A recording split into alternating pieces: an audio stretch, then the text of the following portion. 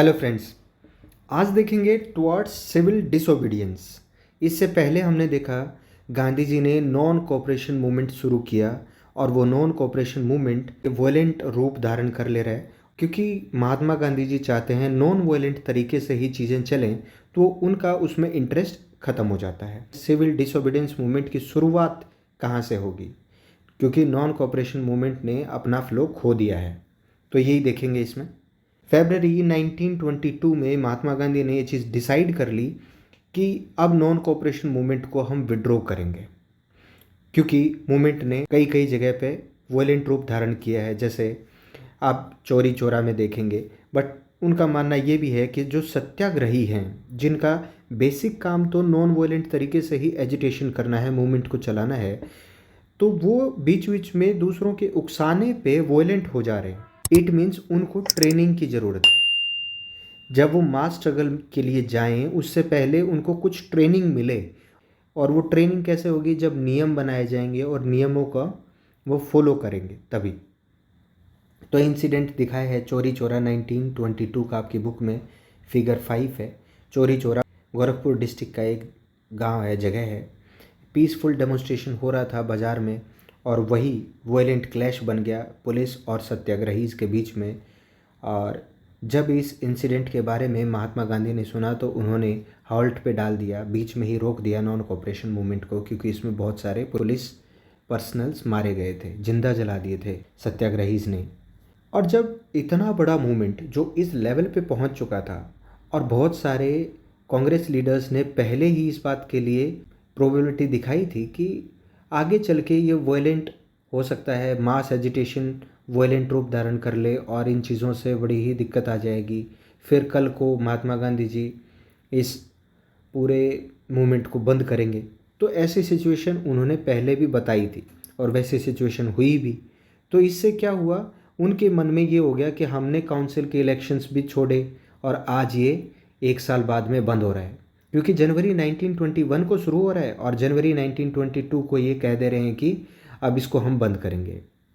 तो कुछ लीडर्स इस बात से बहुत परेशान हो गए थे, टायर्ड हो गए थे कि ये मास स्ट्रगल किए जा रहे हैं, देन वापस ले लेते हैं। तो उनका मानना ये था कि हम इलेक्शंस में पार्टिसिपेट करें, वो इलेक्शंस जो कि गवर्नमेंट ऑफ इंडिया एक्ट 1919 में कहे गए थे कि you can participate, Indian members के लिए कहा गया था। तो जो लोग पार्टिसिपेट करने को काउंसिल इलेक्शंस में कह रहे हैं, उनका मानना ये है कि वो अपोज कर सकते हैं अगर काउंसिल इलेक्शंस में पार्टिसिपेट करते हैं और लेजिस्लेटिव काउंसिल में जाके बैठ जाते हैं सेंटर में, तो अपोज कर सकते हैं वो ब्रिटिश पॉलिसीज़ को। वो आर्ग्यू कर सकते हैं रिफॉर्म करने के लिए, और वो डेमोन्स्ट्रेट कर सकते हैं कि जो ये आप काम कर रहे हैं ट्रूली डेमोक्रेटिक नहीं है, इंडिया के फेवर में कहीं ना कहीं चीज़ें लाई जा सकती हैं। बट कुछ लोग थे जो गांधी का फेवर कर रहे हैं, और कुछ लोग हैं जो गांधी के अपोज में जा रहे हैं। तो C.R. दास और Motilal Nehru were against Gandhi's policies. ये वो लोग हैं जो काउंसिल इलेक्शंस को फेवर कर रहे हैं। चित्तरंजन दास एंड मोतीलाल नेहरू ये एक पार्टी बनाते हैं, Swaraj party. Swaraj party Swaraj party Congress के अंदर ही बना रहे हैं, मतलब पूरा बैनर जो है या बड़ी पार्टी जो है, पेरेंट पार्टी है, वो कांग्रेस ही है। उसी के आइडियोलॉजिकल डिफरेंसेस की वजह से स्वराज पार्टी बनाई जा रही है। और इसमें कौन कौन है? चित्तरंजन दास, जो आपको C.R. दास करके याद रखना है, एंड देन मोतीलाल नेहरू, ये जवाहरलाल नेहरू के फादर हैं। ये दो मेन लीडर्स हैं और ये स्वराज पार्टी बनाते हैं। और ये आर्ग्यू करते हैं कि अब हम वापस जाना चाहते हैं काउंसिल पॉलिटिक्स में, या फिर कहिए कि इंपीरियल लेजिस्लेटिव काउंसिल, जो अंग्रेज़ों ने गवर्नमेंट ऑफ इंडिया एक्ट 1919 के अंडर में इंडियंस को पार्टिसिपेट करने की परमिशन दी थी, उस पॉलिटिक्स में दोबारा से जाने के फेवर में है। बट कुछ लोग ऐसे थे जो गांधी के आइडियाज़ को अच्छा मानते थे, उनमें से हैं जवाहरलाल नेहरू एंड सुभाष चंद्र बोस। ये कुछ मेन लीडर्स हैं, यंग लीडर्स हैं। इन्होंने कहा कि हम तो अब फुल इंडिपेंडेंस की तरफ ही जाएंगे, मास एजिटेशन ही करेंगे, और रेडिकल तरीके से करेंगे, नए तरीके से करेंगे, जिसमें जोश होगा, ज़्यादा से ज़्यादा युवा वर्ग को, यंग पॉपुलेशन को इंक्लूड करेंगे।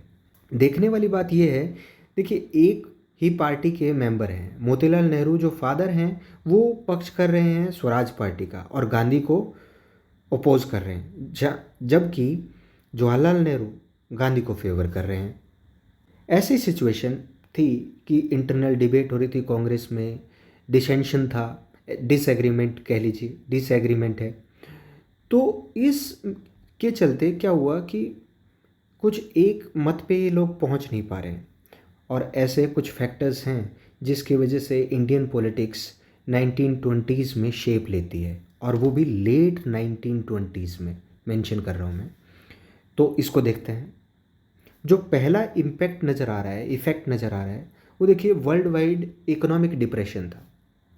1914 टू 1918 फर्स्ट वर्ल्ड वॉर हो रहा है। उस फर्स्ट वर्ल्ड वॉर की वजह से यूरोप कर्जे में चला गया था। यूरोप ने लोन लिए थे, वॉर लोन्स, अमेरिका से। सिचुएशन ऐसी हुई कि इकोनॉमिक डिप्रेशन अमेरिका से ही शुरू हुआ, और उसने अपने लोन्स वापस लेने शुरू कर दिए और आगे की इंस्टॉलमेंट्स देनी बंद कर दी।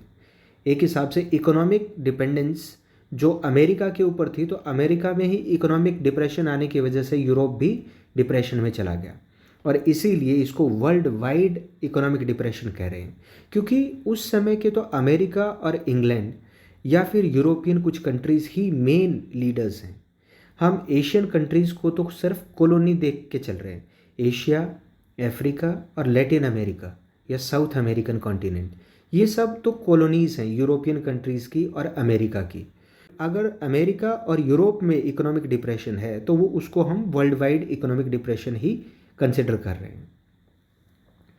अब इकोनॉमिक डिप्रेशन की वजह से एग्रीकल्चरल प्राइसेस 1926 में ही गिरनी शुरू हुई और कोलैप्स कर जाती है 1930 तक आते आते। बात एग्रीकल्चर प्राइसेस की क्यों कर रहे हैं? क्योंकि रॉ मटेरियल तो बेसिकली है ही एग्रीकल्चर प्रोडक्ट्स, जो कि जाके फिनिश्ड गुड्स में कन्वर्ट हो रहा है इंडस्ट्रीज़ में, और इंडस्ट्रीज़ की वजह से ही तो इतनी बड़ी इकोनॉमी इस्टेब्लिश हुई है। अंग्रेज भी तो हमारे यहाँ पे इंडिया में रॉ मटेरियल के लिए ही और फिनिश्ड गुड्स के बेचने के लिए ही तो हमें यूज़ कर रहे हैं। अगर प्राइसेस लो हो जाएंगी एग्रीकल्चर प्रोडक्ट्स की, वो प्राइसेस लो इसलिए होंगे क्योंकि डिमांड जो है वो गिर जा रही है। डिमांड नहीं होगी तो चीज़ें खरीदी नहीं जाएंगी, खरीदी नहीं जाएंगी तो उनकी प्राइसेस नहीं रहेंगी, और डिमांड नहीं रहेगी तो एक्सपोर्ट भी क्यों करेंगे। तो जो एक्सपोर्ट करने वाले लोग थे वो तो विलेजर्स ही हैं जो एग्रीकल्चर करते हैं। तो पीजेंट्स इस वजह से डिफ़िकल्टी में आ जाएंगे, अपनी फसल जो है वो बेच नहीं पाएंगे, और अगर फसल नहीं बेची जाएगी तो वो अपने लैंड पे जो लगान रेवेन्यू दे रहे हैं, टैक्स दे रहे हैं, वो नहीं पे कर पाएंगे। तो इसी वजह से हम देखेंगे 1930s में कंट्री साइड या विलेजेस में उनका जीवन मुश्किल में आ जाता है, टर्मोइल में आ जाता है। वर्ल्ड वाइड इकोनॉमिक डिप्रेशन का 1920s के लास्ट में ये फ़र्क पड़ता है। अब देखते हैं कि इंडिया के ऊपर ब्रिटेन के इकोनॉमिक डिप्रेशन के बाद में क्या फ़र्क आ रहा है। एक न्यू टोरी गवर्नमेंट बनती है। टोरी गवर्नमेंट, इंग्लैंड में दो टाइप की गवर्नमेंट है, एक कंजर्वेटिव गवर्नमेंट और दूसरी लेबर पार्टी की गवर्नमेंट। तो यहाँ पर जो गवर्नमेंट बन रही है वो Tory government means Conservative government बनती है ब्रिटेन में, और वो एक स्टैट्यूटरी कमीशन को कंस्टिट्यूट करते हैं, बनाते हैं। स्टैट्यूटरी कमीशन होता है जब पार्लियामेंट डिसाइड करे बाय लॉ मेकिंग प्रोसीजर कि ये एक कमीशन बनेगा। जब कॉन्स्टिट्यूशन में मेंशन ना हो और पार्लियामेंट केवल अपनी पावर्स के साथ ही एक कमीशन बना दे और उसको पावर दे कि आप जो करेंगे वो लॉफुली ठीक होगा, लीगल होगा, तो ऐसा एक स्टैट्यूटरी कमीशन बनाया गया। उसके हेड थे सर जॉन साइमन, और 7 मेंबर्स का ये कमीशन था। ये सेटअप किया गया। इसके कारण देखते हैं क्यों किया गया। पहला कारण है टू रिस्पोंड नेशनलिस्ट मूवमेंट। जो नॉन कॉपरेशन मूवमेंट हुआ था वो हुआ क्यों, और आगे ऐसा ना हो, ऐसा क्या किया जाए। तो एक तो यही कि वो उनको रिस्पोंड करना है, नेशनलिस्ट मूवमेंट क्यों हुआ, और दूसरा कि जो गवर्नमेंट ऑफ इंडिया एक्ट उन्होंने 1919 में पास किया है उसकी फंक्शनिंग कॉन्स्टिट्यूशनल सिस्टम की क्या रही है, और क्या चेंजेस किए जाने चाहिए सो दैट कि आगे हम और फर्दर इनका एक्सप्लॉयटेशन अच्छे से कर सकें। क्या चेंजेस ऐसे हों कि हम गवर्नमेंट सिस्टम को इफ़ेक्टिवली यहाँ पे इम्प्लीमेंट कर सकें। अब ये इन चीज़ों से, ये दो ही बेसिक रीज़न हैं। इन दो चीज़ों में दिक्कत क्या है? देखिए, इंडिया में अब हमें तो पॉजिटिव साइड दिखा रहे हैं कि सर जॉन साइमन आएंगे, इंडिया में बेटरमेंट क्या हुई है और क्या हो सकती है इसके लिए ब्रिटिशर्स बहुत चिंतित हैं और ऐसा काम कर रहे हैं। तो गवर्नमेंट ऑफ इंडिया एक्ट 1919 के बाद में कॉन्स्टिट्यूशनल सिस्टम में क्या रिफॉर्म किए जा सकते हैं वो देखने के लिए आ रहे हैं। इंडियंस सोचते हैं कि अगर ऐसा है तो इंडियंस को इंक्लूड क्यों नहीं किया जा रहा है, क्योंकि इंडियंस बेहतर बता सकते हैं कि क्या रिफॉर्म की ज़रूरत है। और प्रॉब्लम यही है कि कमीशन में कोई भी एक सिंगल इंडियन मेंबर भी नहीं है, सारे के सारे ब्रिटिशर हैं। तो इसको लेके बहुत विरोध होता है। जब साइमन कमीशन इंडिया में आता है 1928 में, ये याद रखना 1928 का पूछा जाता है साइमन कमीशन इंडिया में कब आया, और ये भी कि दो उसके रीज़न कौन से हैं कि साइमन कमीशन क्यों भेजा गया। और लोग नारे देते हैं गो बैक साइमन, या आपको पिक्चर में देखने को मिलेगा Simon go back, Simon go back. ये साइमन कमीशन के खिलाफ ही नारेबाजी हो रही है। और इसमें जितने भी पॉलिटिकल पार्टीज़ हम देख के चल रहे हैं, चाहे कांग्रेस हो, मुस्लिम लीग हो, वो दोनों ही मिल के ही इसमें डेमोन्स्ट्रेशन करती हैं, धरना प्रदर्शन कर रहे हैं। जब इंडियंस यूनाइट कभी भी हुए हैं वैसे ही अंग्रेज़ों को डर लगा है। अब जब कांग्रेस और मुस्लिम लीग दोनों ही इसका विरोध करेंगे तो कुछ ना कुछ अंग्रेज डरेंगे और इसका रिस्पॉन्स में लालच देंगे इंडियंस को। जैसे इनको जीतने के लिए उस समय के वाइसराय लॉर्ड इरविन वो अक्टूबर 1929 में एक ऑफ़र देते हैं। एक वेग ऑफ़र है, ऐसे धुंधला सा है कि हम इंडिया को फ्यूचर में कभी भी अनस्पेसिफाइड, ऐसा स्पेसिफाई किया नहीं गया है, डोमिनियन स्टेटस दे देंगे आने वाले समय में। तो इंडिया के लिए डोमिनियन स्टेटस का मतलब यह है कि सेमी ऑटोनोमस स्टेटस दे देंगे इंडिया को, नॉट फुल इंडिपेंडेंस। जहाँ पर इंडिया क्या होगा, एक्सेप्ट करेगा अभी भी ब्रिटिश की सोवरेनिटी को, कि ब्रिटिश ही तुम्हारे इंटरनल और एक्सटर्नल फैसले लेंगे और British monarch he head of the state रहेगा। तो क्या कहेंगे कि उनके नीचे ही थोड़ी सी और इंडिपेंडेंस मिल जाएगी। और एक इसी के साथ लॉर्ड इरविन ने यह भी कहा कि फ्यूचर में जो तुम्हारा कॉन्स्टिट्यूशन बनेगा इंडिया वालों का, उसके लिए हम डिस्कशन करेंगे ब्रिटेन में राउंड टेबल कॉन्फ्रेंस के ऊपर। अब देखते हैं कि रेडिकल्स जो हैं वो कांग्रेस में, जैसे जवाहरलाल नेहरू और सुभाष चंद्र बोस, ये अब ज़्यादा इम्पैक्टफुल नज़र आएंगे। और याद कीजिए गांधी जी के फेवर में हैं और ये ही एसेरेटिव होते हैं, इनकी बात ज़्यादा मानी जाती है। ये लोग बहुत कॉन्फिडेंट हैं अपनी बात मनवाने के लिए। और लिबरल्स और मॉडरेट्स, जो लोग ये कह रहे थे कि हम रिफॉर्म करवा लेंगे, काउंसिल इलेक्शंस में चले जाते हैं, स्वराज पार्टी बना लेते हैं, अपने रिफॉर्म वहाँ सजेस्ट करेंगे बैठ के, तो वो जो प्रपोज कर रहे हैं कॉन्स्टिट्यूशनल सिस्टम डोमिनियन स्टेटस में ही ब्रिटिश के, वो ग्रेजुअली अपना इन्फ्लुएंस खो देते हैं, उनकी बात इतनी नहीं मानी जा रही है। ये टॉपिक इम्पोर्टेंट है। दिसंबर 1929 में जवाहरलाल नेहरू प्रेसिडेंट होते हैं, कांग्रेस सेशन है लाहौर में। याद रखना दिसंबर 1929 लाहौर कांग्रेस सेशन और प्रेसिडेंट जवाहरलाल नेहरू। 3 क्वेश्चंस बन सकते हैं एमसीक्यूज में। ये पूर्ण स्वराज की मांग करते हैं, फुल इंडिपेंडेंस की डिमांड करते हैं। ये पहली बार है जब इंडिया फुल इंडिपेंडेंस की डिमांड कर रहा है। इससे पहले dominion status, reforms, liberals, moderates ने कुछ एक रिफॉर्म्स की डिमांड की है, बट फुल इंडिपेंडेंस की जब डिमांड हुई है लीगली, फॉर्मली, तब ये पहली बार है कि कांग्रेस ने लाहौर सेशन में ऐसा किया है। अदरवाइज तो जो मूवमेंट किए गए, नॉन कोऑपरेशन मूवमेंट में भी यही डिमांड रखी गई थी कि कोऑपरेशन नहीं करेंगे तो साल भर में ये लोग छोड़ के चले जाएंगे और इंडिया अपना स्वराज प्राप्त कर लेगा। ऐसा ही किया गया था।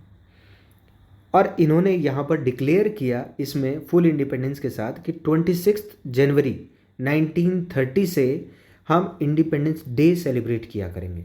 और लोग इस बात के लिए प्लेज लेंगे, शपथ लेंगे, to struggle for complete independence, कि वो लोग स्ट्रगल करेंगे कंप्लीट इंडिपेंडेंस को पाने के लिए।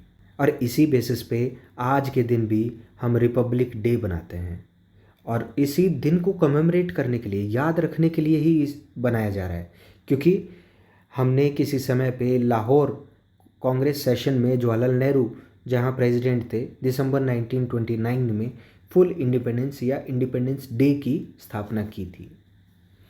ये प्लेज दे रखी है, इंडिपेंडेंस डे प्लेज, जो 26 जनवरी 1930 में कही गई थी। ये कहा गया कि इंडियंस बिलीव करते हैं कि इंडियन लोगों के अधिकार, फ्रीडम के अधिकार जो हैं वो इनएलिनेबल राइट्स हैं, उनसे छीने नहीं जाने चाहिए। वो फ्रीडम को एंजॉय करें और जो उन्होंने मेहनत की है उसके फ्रूट्स भी वही एंजॉय करें। लाइफ की नेसेसिटीज़ उनको मिलनी चाहिए, अपॉर्चुनिटीज़ मिलनी चाहिए ग्रोथ की। और उनका मानना ये भी है कि उनको कोई भी गवर्नमेंट डिप्राइव ना करे, वंचित ना करे उन चीज़ों से, उनसे वो चीज़ें छीने ना जो उनकी हैं, जैसे राइट्स, उनको ओप्रेस ना करे। और वो ऐसी अधिकार छीनने वाली गवर्नमेंट को अबोलिश करना चाहते हैं। ब्रिटिश गवर्नमेंट जो इंडिया में है उसको वो न केवल ये मानते हैं कि उन्होंने उनके फ्रीडम को ही छीना है, वो ये भी मानते हैं कि वो एक्सप्लॉयटेटिव है। इंडिया को इकोनॉमिकली, पॉलिटिकली, कल्चरली और स्पिरिचुअली एक्सप्लॉइट किया है उन लोगों ने। आगे भारतीयों का मानना ये भी है कि इंडिया ब्रिटिश कनेक्शन सारे तोड़ देना चाहती है और पूर्ण स्वराज को, कंप्लीट इंडिपेंडेंस को पाना चाहती है। ये एक प्लेज है जो वहाँ उस समय पे लोगों ने बोली है।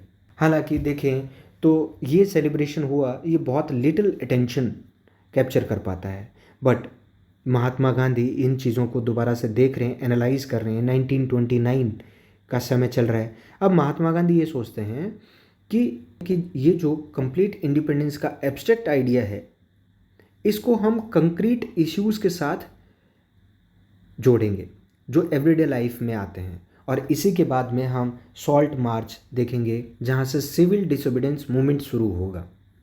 तो ये है टुवर्ड्स सिविल डिसोबीडियंस, जहाँ सिविल डिसोबीडियंस मूवमेंट की तरफ बढ़ रहे हैं, उसका एक बैकग्राउंड है, वो तैयार किया हमने। तो नेक्स्ट वीडियो में हम सॉल्ट मार्च और सिविल डिसोबीडियंस मूवमेंट के बारे में पढ़ेंगे। Thank you so much. Please like, share and subscribe.